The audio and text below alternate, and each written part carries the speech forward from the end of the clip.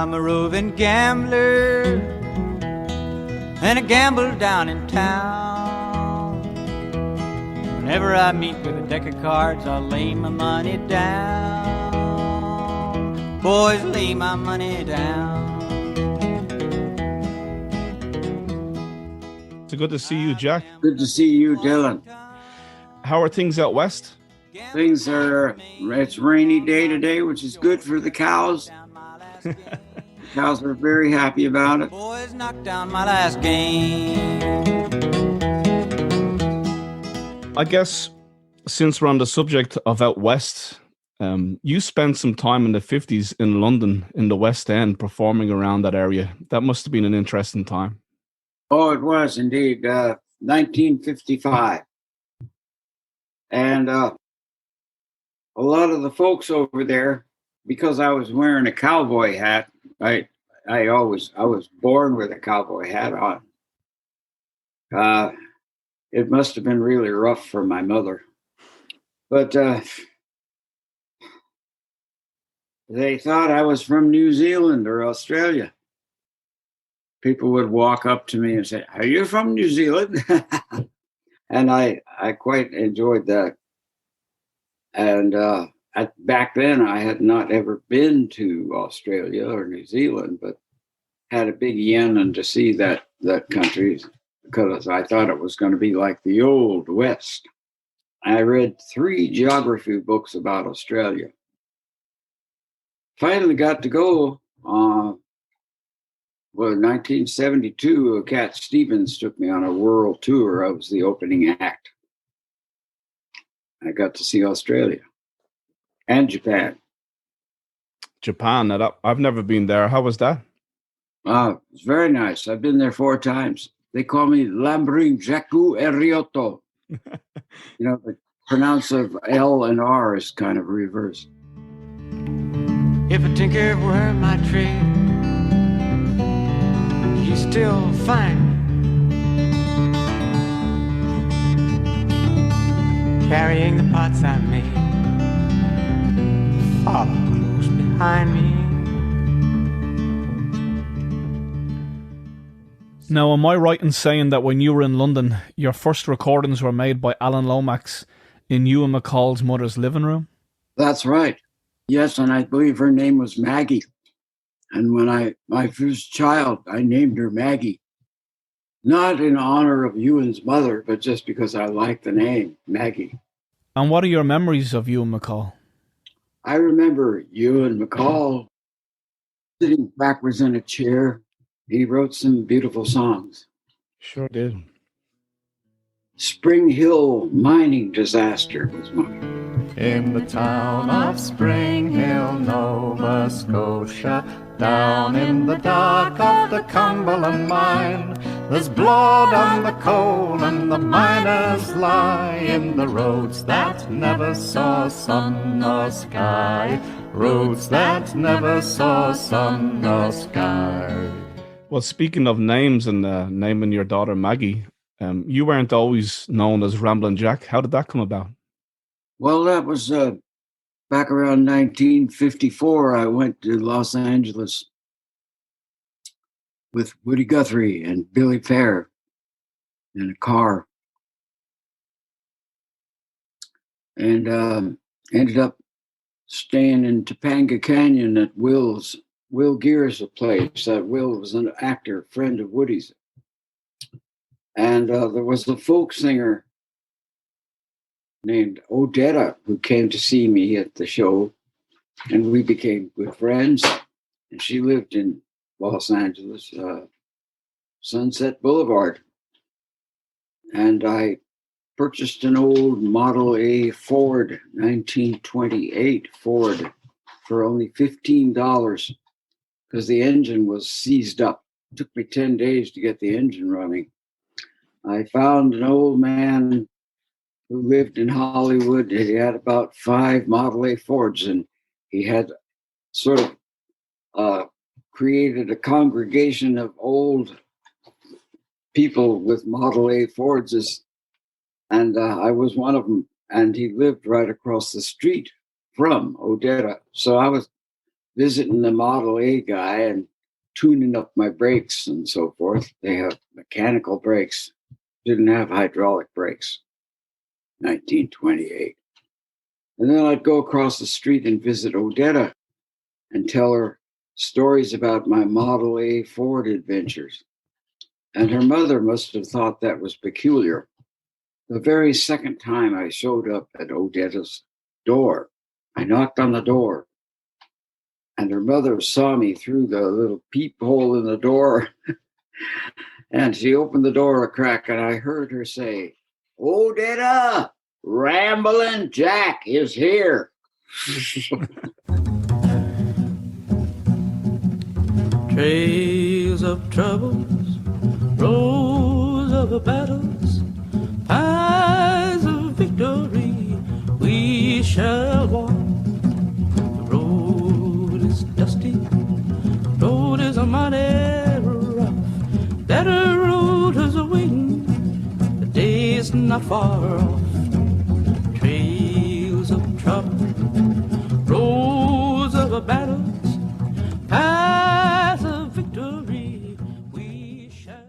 And somehow it, from that seedling, the story traveled. And one day in Paris, singing on the street with Darrell Adams, Bobby Newworth, who later became Bob Dylan's road manager, and he was also an excellent painter, Bobby Newworth, and wrote some songs.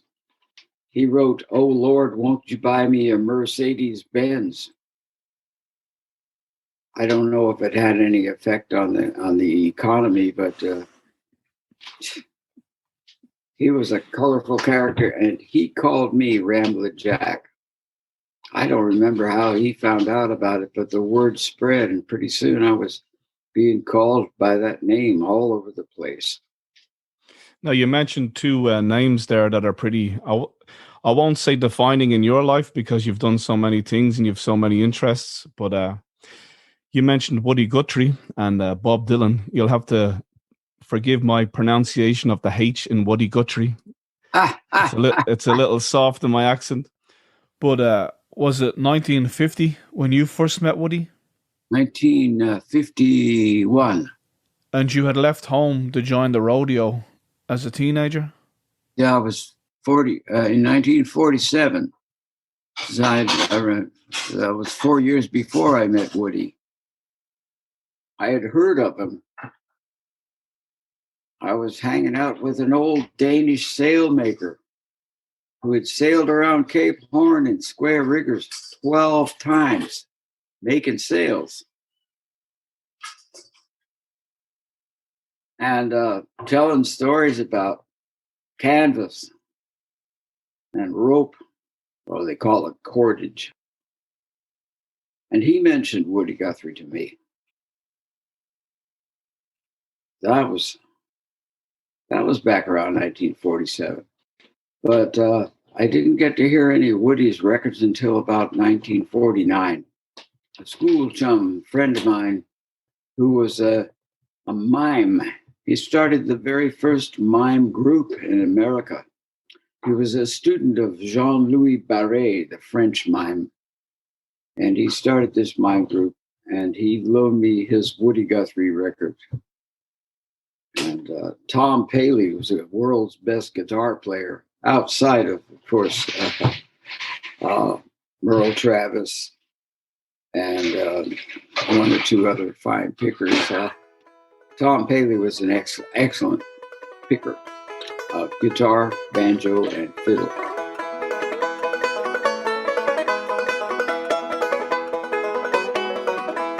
Work on the railroad, sleep on the ground, eat salty crackers, 10 cents a pound. Roll on the ground, boys, roll on. And he was a founder member of a group called the New Lost City Ramblers.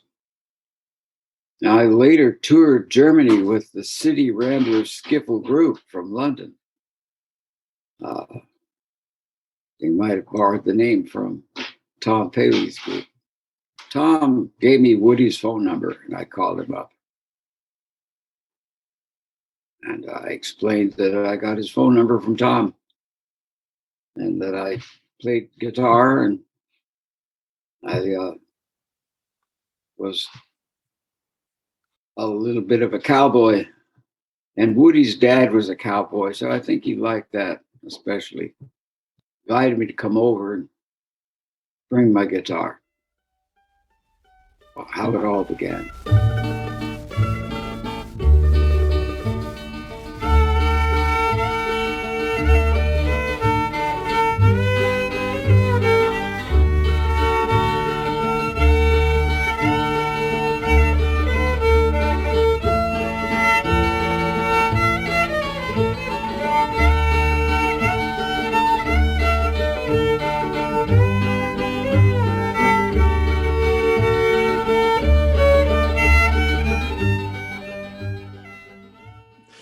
From listening to your records and looking back how things unfolded, you seem to have been able to soak up a lot of the personality of others and do your own thing with it.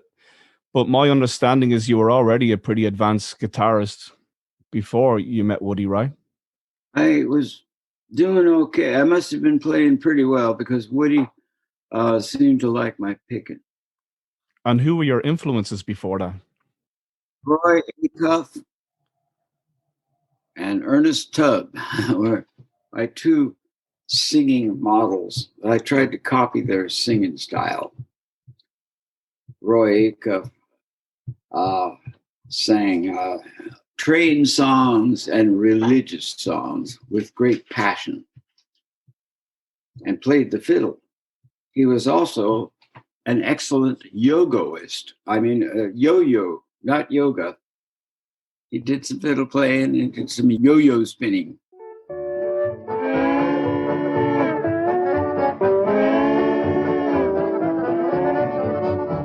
The devil's train is long and black. It rides the rails of fear. It's heading for destruction now with a drunken engineer. Oh Lord, please stop that devil's train before it is too late, and teach them how to bow their heads before they seal their... Another name you mentioned there was Bob Dylan. I guess you first met Bob Dylan when you were visiting Woody in hospital?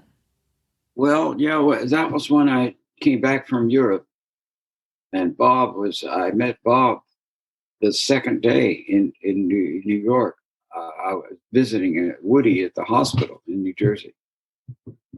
And so we became almost like roommates, where he was in room 305 and I was in room 310. And Peter Lafarge was in 312 at the Earl Hotel in Washington Square. And that was like the guitar picker's home away from home. Ian and Sylvia stayed there. I think Freddie Neal stayed there. And a lot of later big names.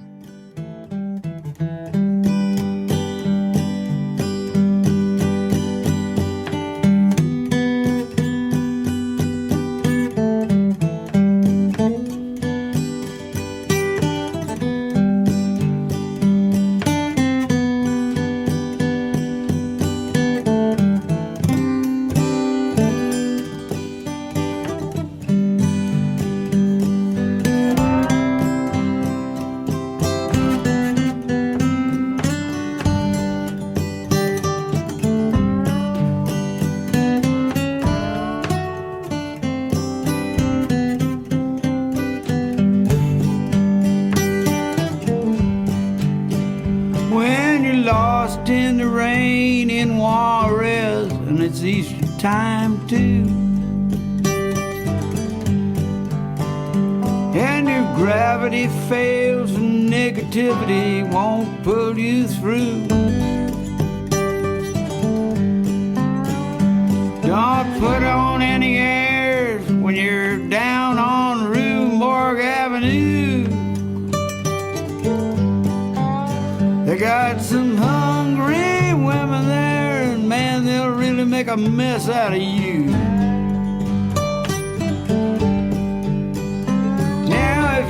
see St. Annie, please tell her thanks a lot.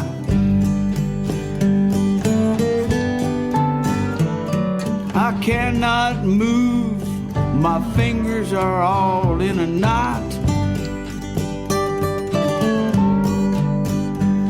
I don't have the strength to get up and take another shot. And my best friend, my doctor, won't even say what it is I've got. You went on years later to be a part of the Rolling Thunder Review too. Yes, yes. Rolling Thunder Review was quite an enjoyable tour. I got to drive the bus. They even let me drive the truck one time. I drove the semi all the way from Buffalo, Rochester, New York, to Boston, 400 miles, nonstop. I don't think we even stopped for coffee. The driver stayed in the sleeper, and I stayed in the driver's seat. In fact, I drove the bus on the very first day, starting out of New York City, going up to Massachusetts. It was really Frank Zappa's bus. It wasn't Bob Dylan's bus. Frank loaned Bob the bus for our tour.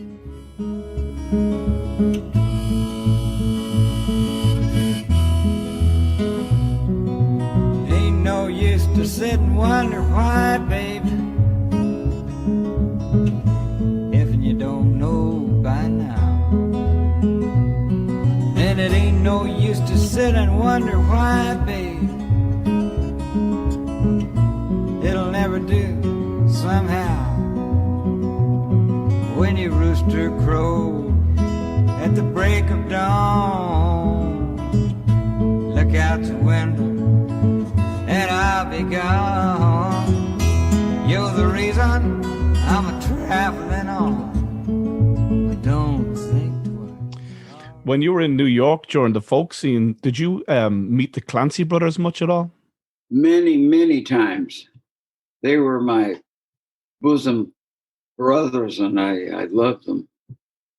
And later in Ireland, I got to visit the Aran Islands, and I've been forever sorry that I didn't get a hold of one of those beautiful sweaters that the Irish fishermen wore, which had a special weave. Each individual sweater had a different weave so that they could identify a fisherman if he drowned, identify him by the weave of his sweater. But it was only in the Aran Islands for 3 days. In fact, Liam Clancy told me that he saw me in Radio Erin, and I sang a few songs in Radio Erin, and they treated me to a Guinness. And the vice president of the Irish Railways wrote us 2 round-trip tickets to Galway and back, from Dublin to Galway. And that's how we got to visit the Aran Islands. And that's where I first heard the song The Wild Colonial Boy, which I forever love. Here was a wild colonial boy, Jack Dunn was his name. Beautiful, Jack. In a place called Castlemaine. He was his father's only son, his mother's pride and joy, and dearly did his parents love the wild. I was also going to say, when you were in either Ireland, London, or New York, did you meet Dominic and Brendan Behan much? I met Dominic. I never met Brendan. I met Dominic in London, and I went to see Brendan's play, Borstal Boy, and he was seated in the front row, making remarks at the actors, as he was wont to do. So I saw him from the back. We were seated somewhere far in the back, and he was in the front row, Brendan Behan. But I met Dominic several times. He wrote some songs and sang too, right? He did, yeah, he did sing. And a very spirited man he was. Come all you young rebels and list while I sing. For love of one's land is a terrible thing. It banishes fear with the speed of a flame. And it makes us all part of the patriot game. I've heard you do a pretty good impersonation of the Scottish accent. Is there? Do you have many Irish songs in your repertoire? Not very many. One of my most beloved manager. I've had several managers, but the best one. The only one I was really fond of was Chesley Milliken, who came from Dublin. Chesley used to ride horses, so we had a similar sense of humor. And it was Chesley that brought me to San Francisco and got me involved with the Grateful Dead back around 1971. Chesley was always needling me to learn and sing Danny Boy.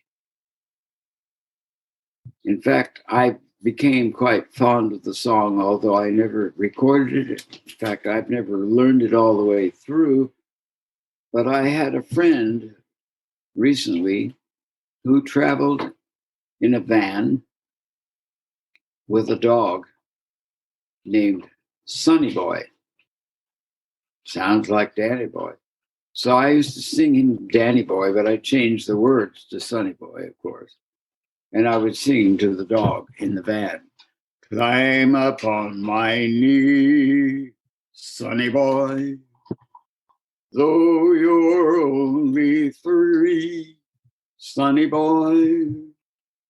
Da da da da da da do do do do do. You made heaven for me right here on earth, though there are blue skies, gray skies, gray skies. Today, gray. Can you see out my window? I'd have to turn the thing around. I have a beautiful view of the highway. And an occasional semi-truck. You like semi-trucks, right? Yeah, I like semi-trucks and mountains.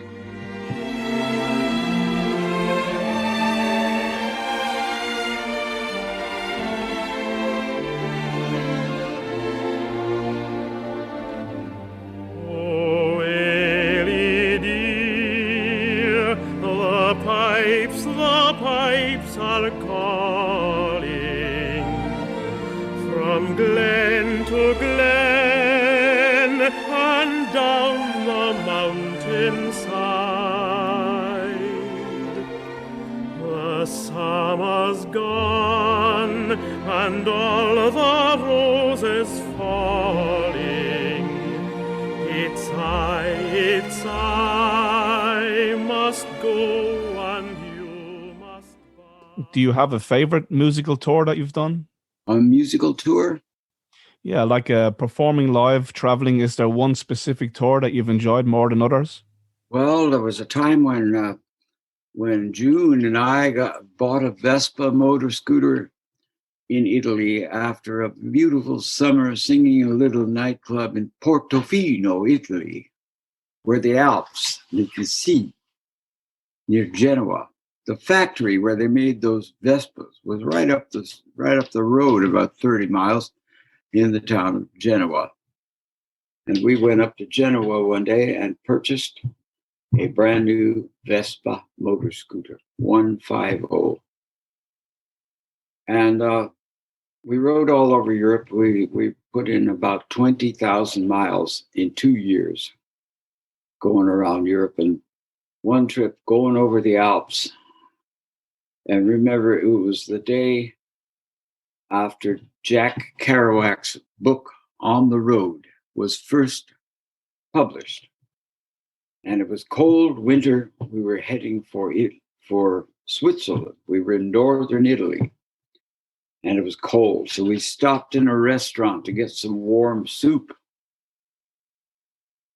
And I noticed a newspaper. I didn't speak Italian, but there was a photograph of someone I knew, Jack.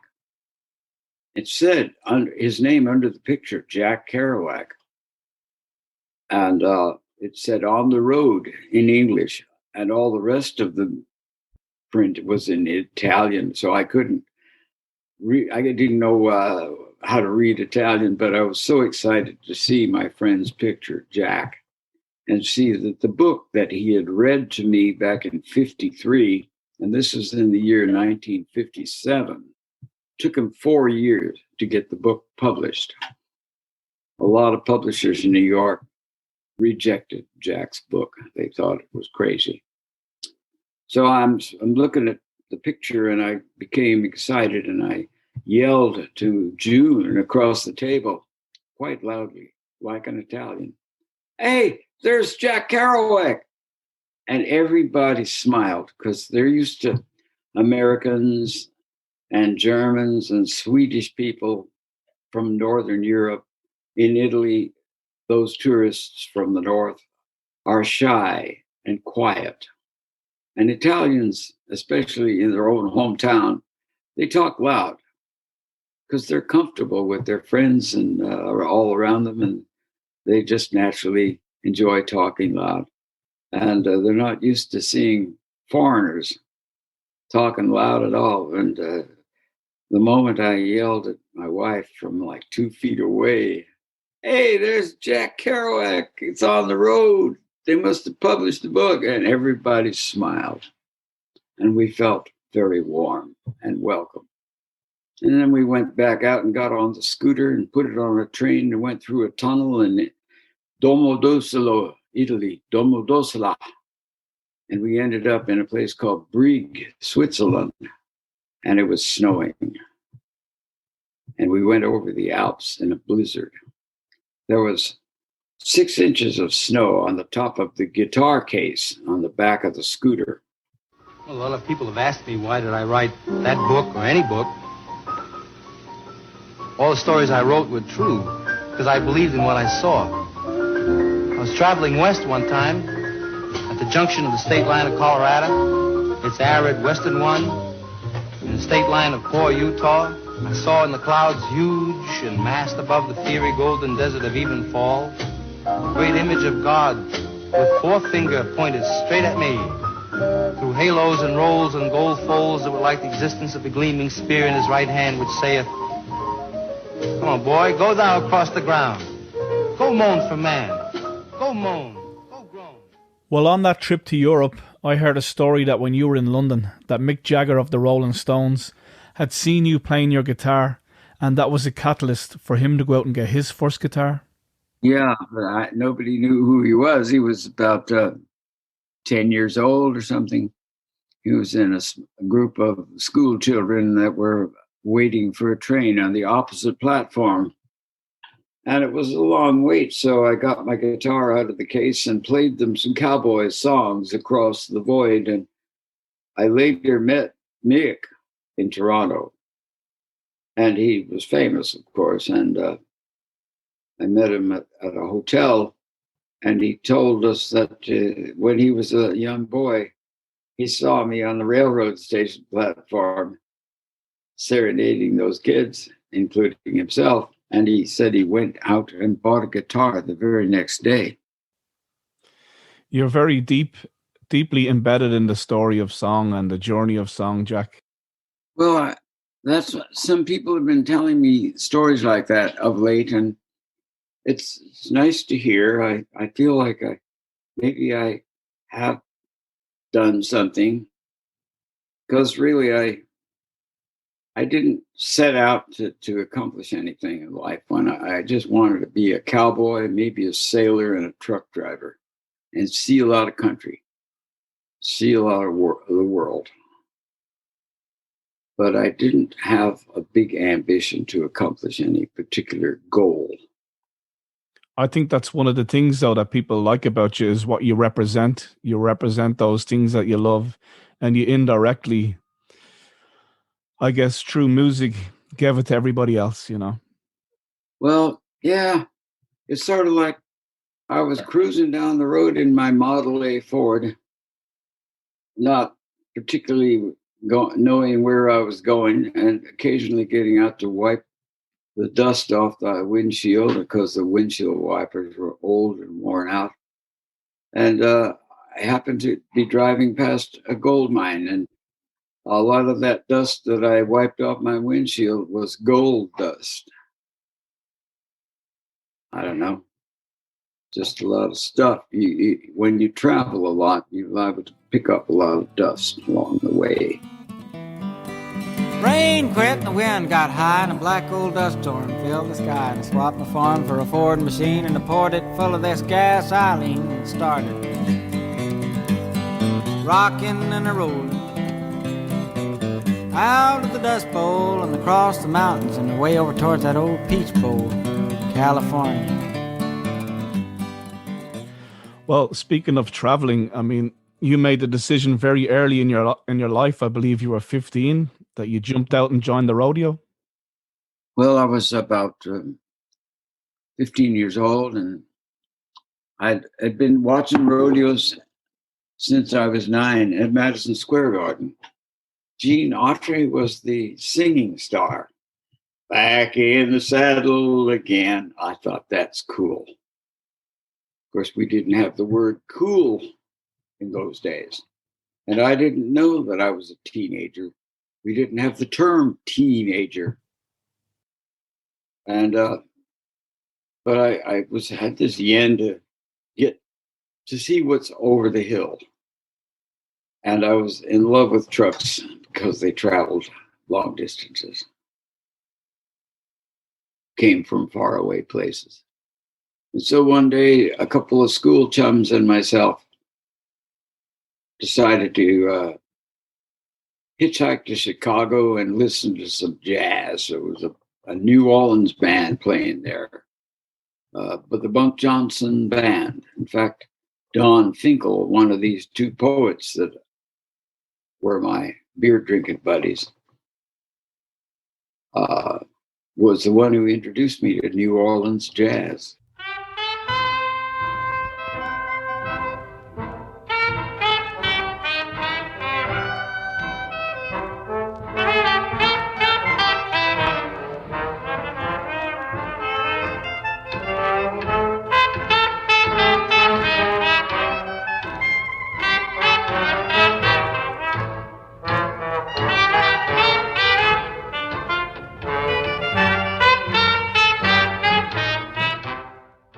I said, "Hey, Don, I heard that the Bunk Johnson Band are playing in Chicago. Why don't we hitchhike to Chicago?" They agreed, and we met the following morning to set out on our hitchhiking trip.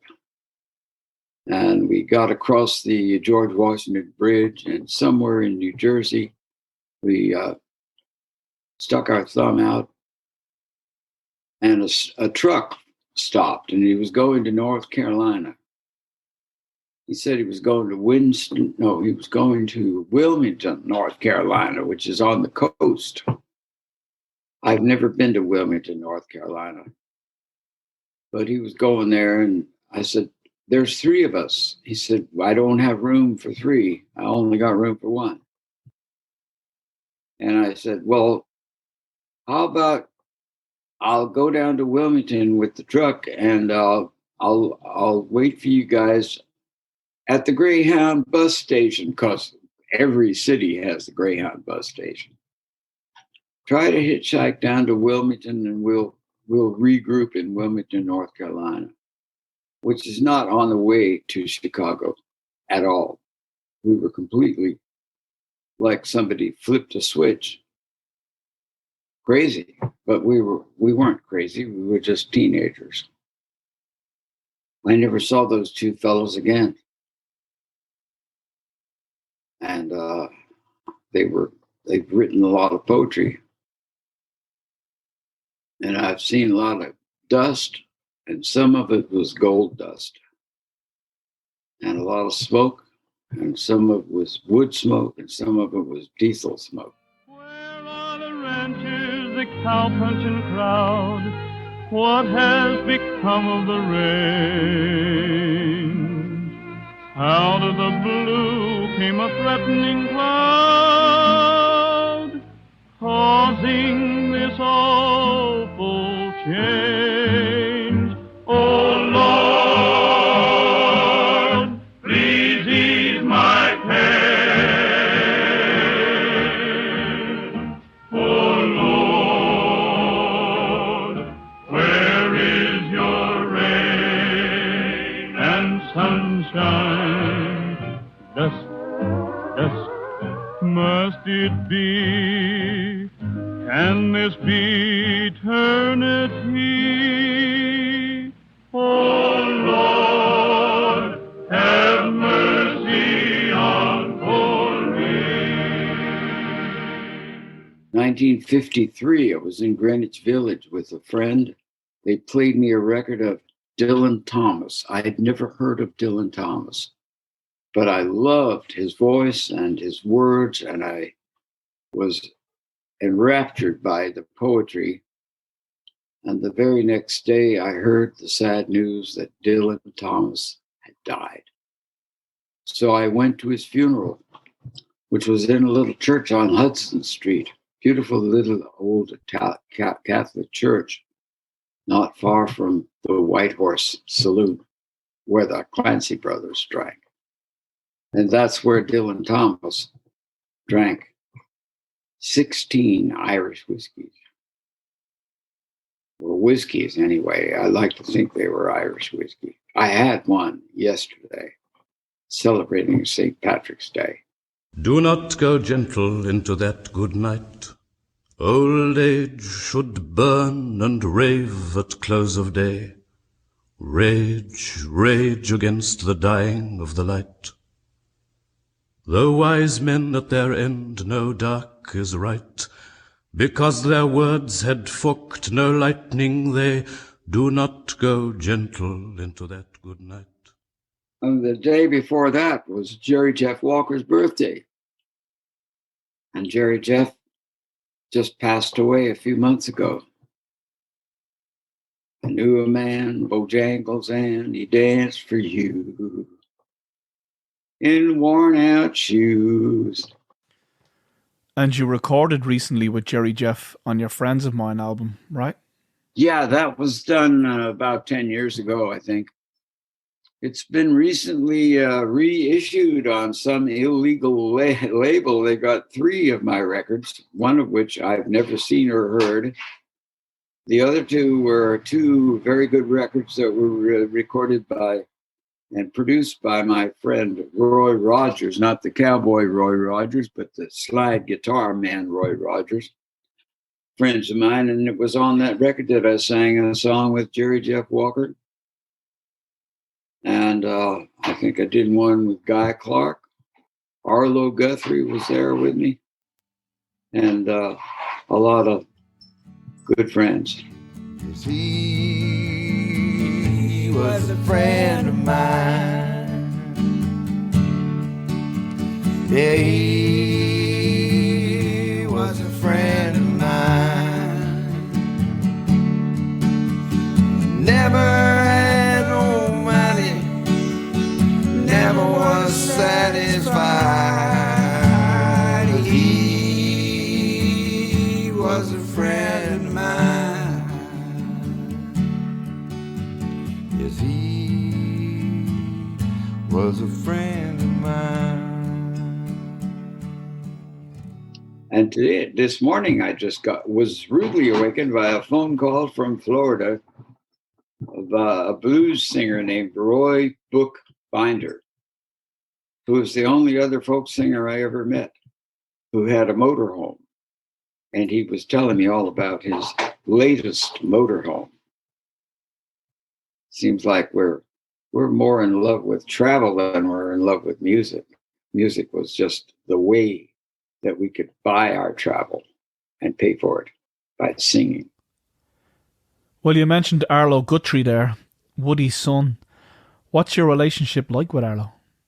Well, I'm kind of like Arlo's babysitter when he was 3 years old, 4 years old. And Arlo grew up. He thought I was his uncle, I guess, Uncle Jack. And he's like my nephew. I love him like a son. Although he's got more white hair than I do now. And I saw he retired recently as well. He did, yes. And I think he moved back up to Massachusetts. Sold his house down in Florida. Here we go. All right. Ready, Jack? Ready, R. Okay. Here we go. Riding down the canyon. Take zillion and 4. 1, 2. 1, 2, 3.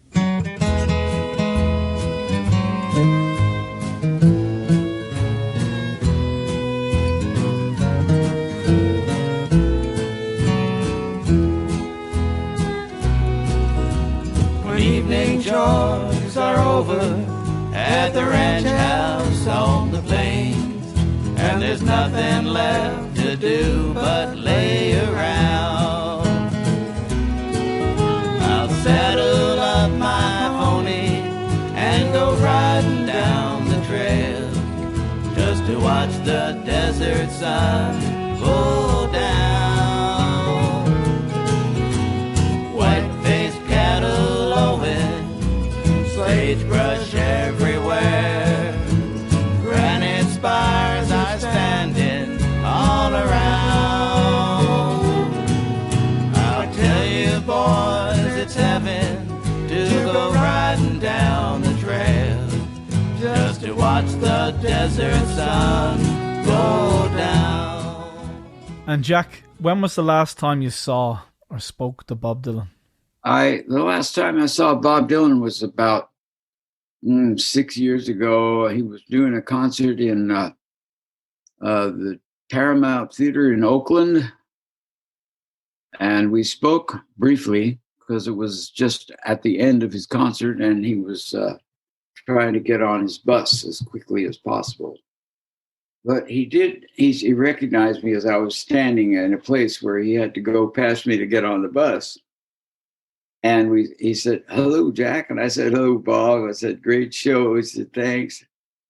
And then he said, 912 Greens, because that's one of the 2 songs I've written. And I thought that was a very nice way of saluting me in a fashion, because like I'm another songwriter. And the 912 Greens is, I rarely sing it because it takes about 15 minutes to recite the thing, and I can't even remember half the song. It was about Billy Fair in New Orleans. So he says 912 Greens, and I said, "Thanks." I said, Billy Fair is alive and well and owns a house in West Texas. And Bob said, "What do you know?" And he got on the bus.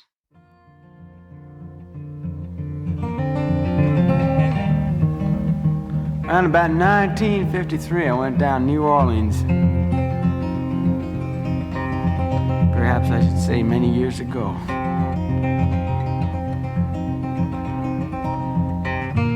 It was in the summertime. I went down there with Frank and Guy.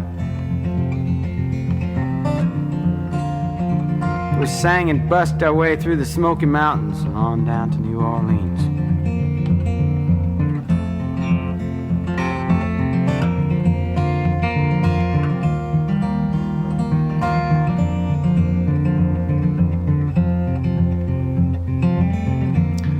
While we were down there, we had the name of a fellow to look up. Billy Thayer was a 5-string banjo picker.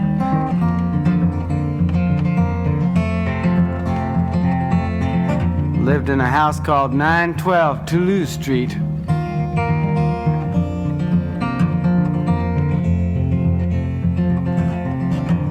And the way we found him, well, that was a whole nother song.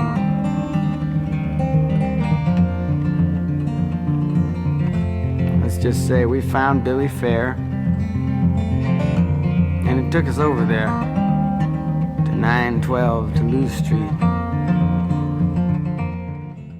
Well, going back again to your time in London, you recorded a handful of albums for the Topic label with Daryl Adams. Yeah, we did about 5 albums for Topic. One of them's called the Woody Guthrie's Blues. That was about a 7-inch LP. That was the one that was recorded in Ewan MacColl's mother's house in Croydon. Another one was called Jack Takes the Floor. And it showed, I think it's a picture of me playing that big old Gretsch 75 guitar that I had, which was stolen later and went missing for 23 years, but I got it back. I won't even begin to tell you that story because it's very complicated, but I got the guitar back after 23 years.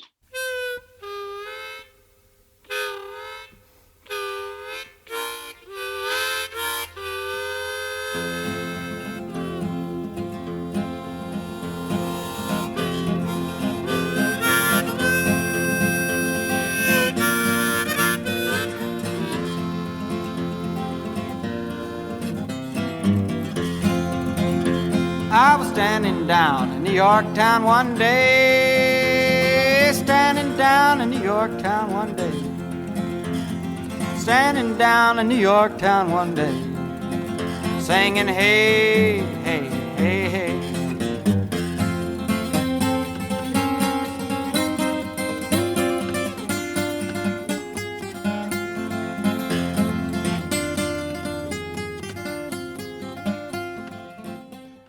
In recent years, you've received quite a few accolades. You've had a few Grammy nominations. You've even won a couple. You've had the Lifetime Achievement Award from Focal Lines. You've received the National Medal for the Arts. I mean, you've been recognised. I recognize that, and I adore the memory of some of those wonderful parties that were celebrating those achievements, I guess they are, but they're like old broken bones now. They're just, different wounds and different scratches. And it all kind of forms the surface of what you see when you look at me. But the scars and the broken bones all help to form a picture of where I've been and what happened to me. Excuse me. I don't have a cold. I cough from. I was singing out in that boat in the dory yesterday, and the man was trying to record me, and I lost my voice, and I didn't have any drinking water. And I thought of an idea. You're not supposed to drink salt water, and that's salt water out there. But I thought salt water is nice to gargle with. So I reached overboard and pulled up a handful of salt water from the bay and took about 3 palmfuls of salt water and gargled with it, and I got my voice back. Baby, let me by the San Francisco Bay. The ocean liners have gone so far away. Didn't mean to treat her so bad. Best gal I ever have had. She said goodbye, like to make me cry. I wanna lay down and die. I haven't got a nickel, I ain't got a lousy dime. She don't come back, I think I'm gonna lose my mind. If she ever come back to stay, be another brand new day. Walk away with my baby down by the San Francisco Bay.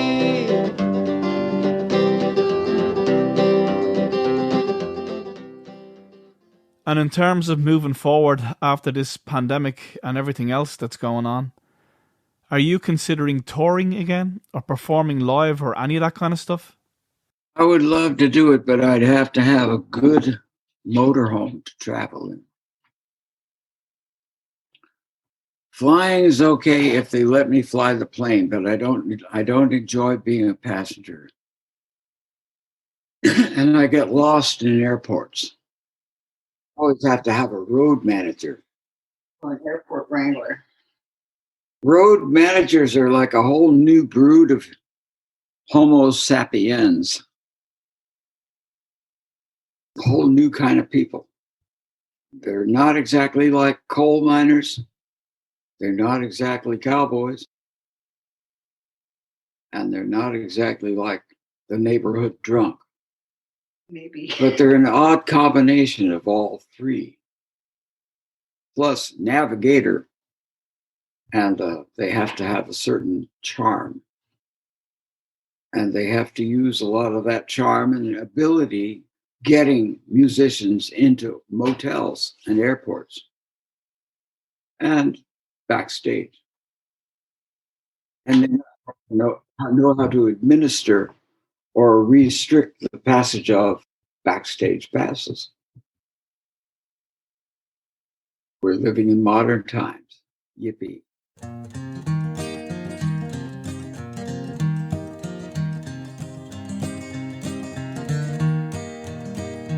It's a mighty hard road that my poor hand has hold.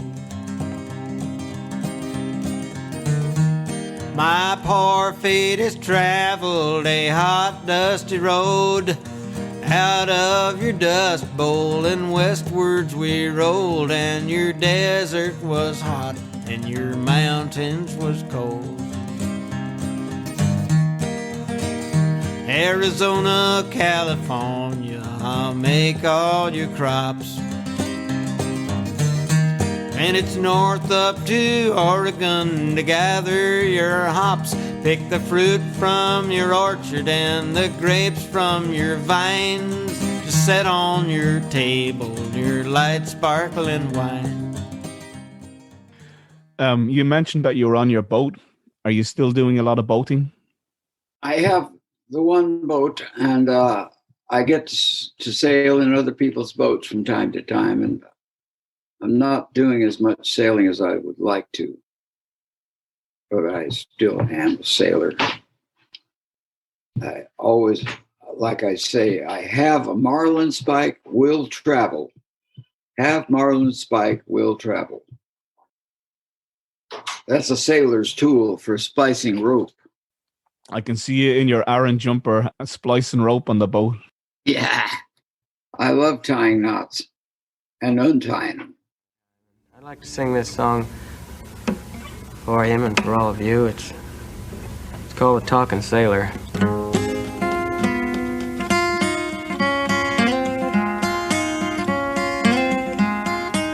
Back from World War II. Late great World War II. Bed with a woman just singing the blues. Heard the radio telling the news. Said the big Red Army took 100 towns, allies, dropping them 2-ton bombs. Started hollering, yelling, dancing up and down like a bullfrog. The doorbell rung, in come a man, assigned my name, and got a telegram. Says you want to take a vacation trip. Got a dishwashing job on a Liberty ship.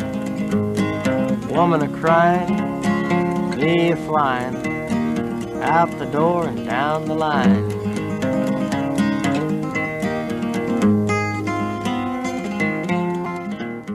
Cats are a little ponderous. This is a new cat. He's new to me. He's 10 years old. He's set in his ways. He's always telling me what to do. It's a black cat with a lot of fur. He looks like early Bob Dylan with dreadlocks and knots in his hair. First thing, I had to take him to the vet and get a haircut. They had to shave all those knots off him. So they gave him the lion cut. They left the hair on his head and tail. and four legs, and shaved him from his shoulders to his hips. So he's very strange looking. I did a watercolor painting of him. His name is Midnight. He's a black cat. He has 2 words in his vocabulary. Meow, which means hi, Jack, which, you know, is against the law to say hi to me in an airport. Hi, Jack. But he says meow. And then the other word he says is, after he goes and has a little bite to eat and comes back in to our room, he says, wow, which means I had a great lunch. You should have been there. Thanks. Well, you seem to be in great form, Jack. It's great to see you. It's an absolute pleasure to see you and talk to you and all the rest of it. It's very good to see you too, Dylan. I hope we can get together and celebrate, have a Jameson's or at least a Guinness, click our heels.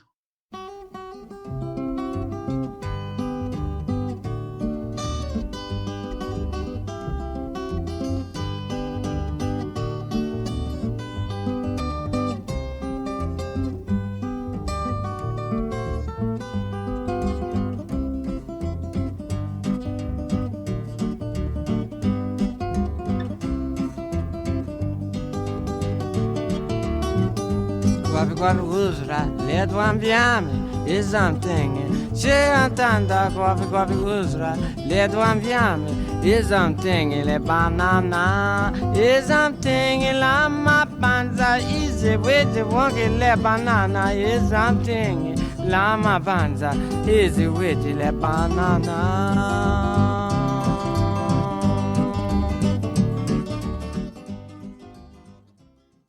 We have a lady on our local little radio station here at KWMR, which is a very fine station, small. And they play some really excellent music. And one program in particular is all Irish music. And I just love to hear that fiddle. And I still miss old Magaret Barry and Michael Gorman on the fiddle singing, "There was a wild colonial boy, Jack Duggan was his name. He was born and reared in Ireland at a place called Castlemaine.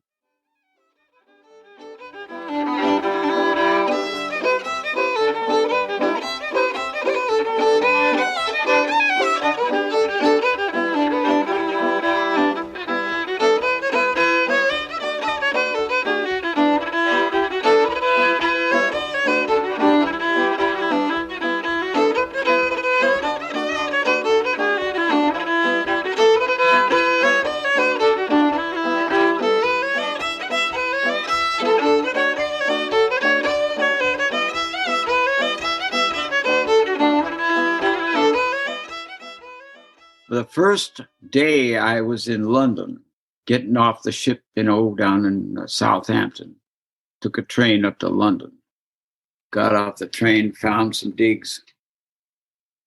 We were in a pub the next day, and I met some fellow, I think he was an actor, and he told me a story about how he first met Woody Guthrie.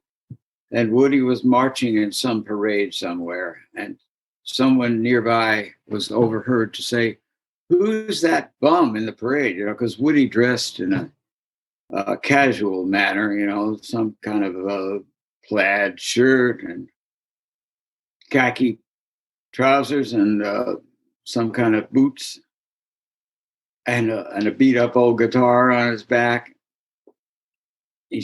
Someone said, "Who is that bum?"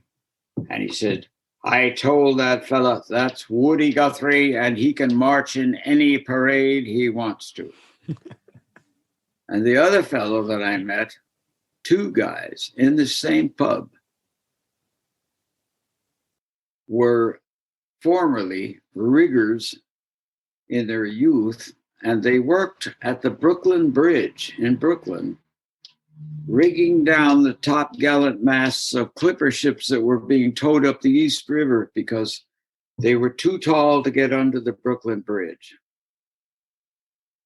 And all U.S. Navy vessels have to be able to get under the Brooklyn Bridge so they can get up the river to the Brooklyn Navy Yard for repairs. You can imagine that those clipper ships had masts that were taller than any aircraft carrier. They were just about 170 feet above the water. I think the bottom of the bridge is probably only about 120 feet above mean low water, MLW, low tide. So if you can't get under the bridge at low tide, you're too tall. You got to take something down. I think there's a metaphor in that. Well, we're coming to the hour mark here on this video call, Jack, and as much as I could sit here listening to your stories all day, rather than this call ending abruptly, I'd rather we had a proper chance to say goodbye on that. I could talk to you all week. It's wonderful to see you again, Dylan. Thanks for the call. Let's do it again. Yeah, and thanks to the people who work for you and the people in your life who are close to you. They've been really, really friendly and welcoming, and I really appreciate that. Oh, I've got so many lovely, supportive friends here. There's Venta and Rick Hasty, Captain Rick Hasty, and Commodore Tompkins, who sailed around Cape Horn when he was 4 years old in an 85-foot schooner. I'll tell you about that next time. All right, buddy. Well, I'm going to hit end on this, and like I say, absolute pleasure, and it's an honor for me too. Likewise. Right back at you. Thank you, Dylan. It's fun being a fly on the wall. This is Venta, my best friend. Thanks, Venta, for helping here too. I appreciate it. Oh, you're welcome. Jack's learned this stuff. It's pretty good, actually. He's probably ahead of me. I don't know anything about electricity except that it's divided equally between plus and minus. And I'm somewhere in between. All right, guys, over and out. Have a great day. Adios, amigo. Bye-bye. Slanza.